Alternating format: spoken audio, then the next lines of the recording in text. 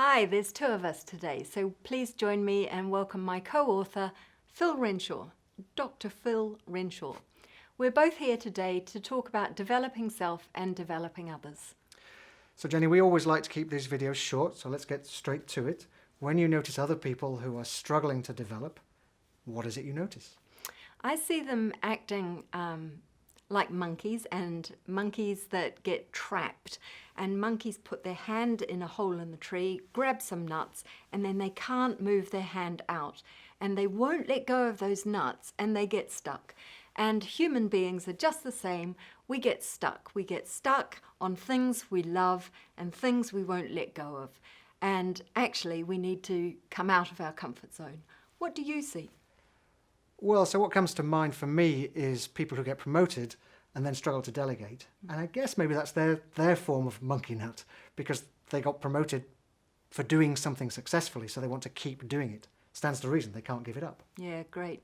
And so I guess what that means is when we lead a team or when we manage people, actually part of it is learning to watch them struggle a little bit. So there's a skillfulness and just not stepping in too quickly.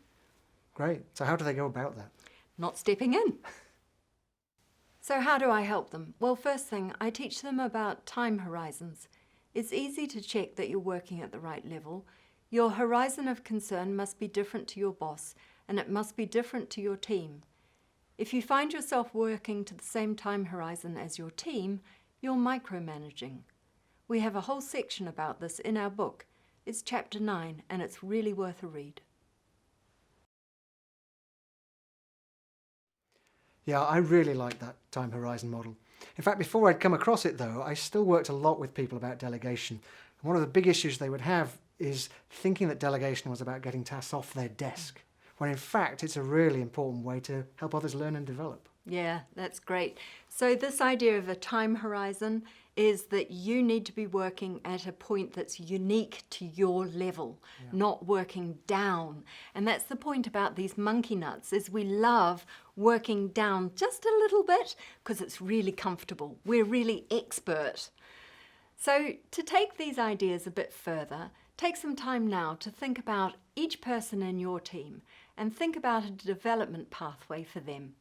What activities or projects could you begin to give them that actually stretch them a little bit? It's back to Phil's point about delegation is a way to develop somebody. Think about what support they may need to be successful, because they may not have all the skills that they need. And identify when you are going to share these ideas with each of your team members.